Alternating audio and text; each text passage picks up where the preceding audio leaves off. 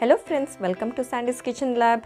ಇವತ್ತು ರುಚಿಕರವಾದ ಹಾಗೂ ಆರೋಗ್ಯಕರವಾದ ಗಿಣ್ಣವನ್ನು ಮಾಡೋದು ಹೇಗೆ ಅಂತ ನೋಡೋಣ ಬನ್ನಿ।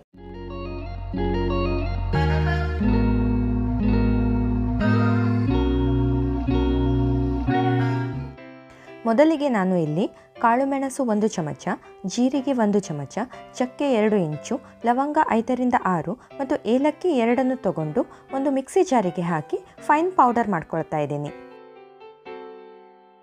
ಈ ಥರ ಸ್ಪೈಸಸ್ನ ಪೌಡರ್ ಮಾಡಿ ಸೇರಿಸೋದ್ರಿಂದ ಗಿಣ್ಣಕ್ಕೆ ಒಂದು ಒಳ್ಳೆ ಫ್ಲೇವರ್ ಕೊಡುತ್ತೆ ಹಾಗೂ ಆರೋಗ್ಯಕ್ಕೂ ಒಳ್ಳೆಯದು।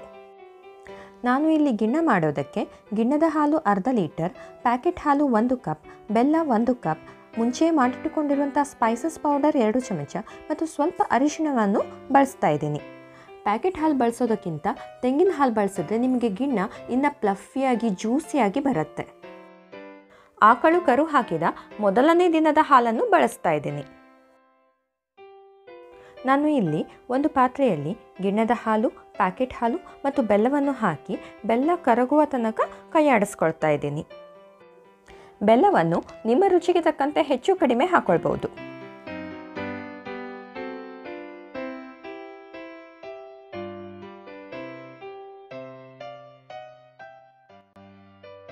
ಬೆಲ್ಲ ಕರಗಿದ ನಂತರ ಹಾಲನ್ನು ಸ್ಟೇನರಿಂದ ಸೋಸ್ಕೊಳ್ತಾ ಇದ್ದೀನಿ। ಈ ಥರ ಮಾಡೋದ್ರಿಂದ ಬೆಲ್ಲದಲ್ಲಿರುವ ಕಸ ಅಥವಾ ಗಟ್ಟಿ ಭಾಗ ಸ್ಟೇನರಲ್ಲಿ ಉಳ್ಕೊಳ್ಳುತ್ತೆ।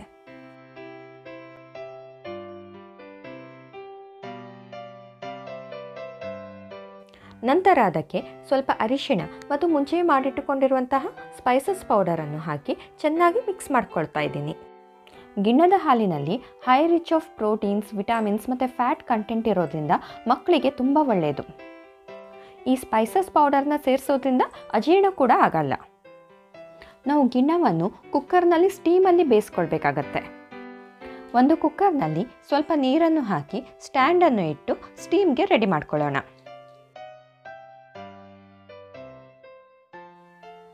ನಂತರ ಅದರೊಳಗೆ ಹಾಲಿನ ಪಾತ್ರೆಯನ್ನು ಇಟ್ಟು ಮುಚ್ಚಳವನ್ನು ಮುಚ್ಚೋಣ।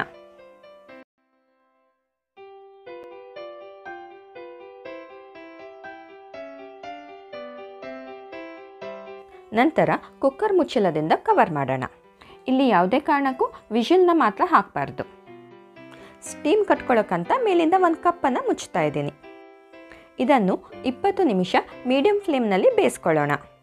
ತುಂಬ ಬೇಯೋದ್ರಿಂದ ಗಿಣ್ಣ ಚೆನ್ನಾಗಿ ಬರಲ್ಲ।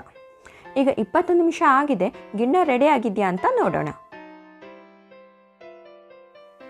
ನಾನು ಇಲ್ಲಿ ಗಿಣ್ಣ ಸಂಪೂರ್ಣವಾಗಿ ಬೆಂದಿದೆಯೋ ಇಲ್ವಾ ಅಂತ ನೋಡೋದಕ್ಕೆ ಒಂದು ಚಾಕುವನ್ನು ಚುಚ್ಚಿ ನೋಡ್ತಾ ಇದ್ದೀನಿ। ನೀವೇ ನೋಡ್ಬೋದು, ಚಾಕುಗೆ ಅಂಟಿ ಬರ್ತಾ ಇಲ್ಲ, ಸೊ ಇದು ಕಂಪ್ಲೀಟಾಗಿ ಬೆಂದಿದೆ ಅಂತ ಅರ್ಥ। ಇನ್ ಕೇಸ್ ಚಾಕುಗೆ ಅಂಟಿ ಬಂದಿದೆ ಅಂದರೆ ಇನ್ನೊಂದು 5 ಮಿನಿಟ್ಸ್ ನೀವು ಮೀಡಿಯಂ ಫ್ಲೇಮ್ನಲ್ಲಿ ಬೇಯಿಸ್ಕೊಂಡ್ರೆ ಸಾಕಾಗತ್ತೆ। ನಂತರ ಮುಚ್ಚಳವನ್ನು ಮುಚ್ಚಿ ಸಂಪೂರ್ಣವಾಗಿ ತಣ್ಣಗಾಗಲು ಬಿಡೋಣ। ಈಗ ಗಿಣ್ಣ ಸಂಪೂರ್ಣವಾಗಿ ತಣ್ಣಗಾಗಿದೆ, ಈಗ ಪಾತ್ರೆಯಿಂದ ಅದನ್ನು ಹೊರಗೆ ತೆಗಿತಾ ಇದ್ದೀವಿ। ನೀವೇ ನೋಡ್ಬೋದು ಗಿಣ್ಣ ಎಷ್ಟು ಚೆನ್ನಾಗಿ ಸಾಫ್ಟಾಗಿ ಬಂದಿದೆ ಅಂತ। ಇದನ್ನು ನಿಮಗೆ ಬೇಕಾದ ಶೇಪ್ನಲ್ಲಿ ಕಟ್ ಮಾಡಿಕೊಂಡು ಸರ್ವ್ ಮಾಡಿ।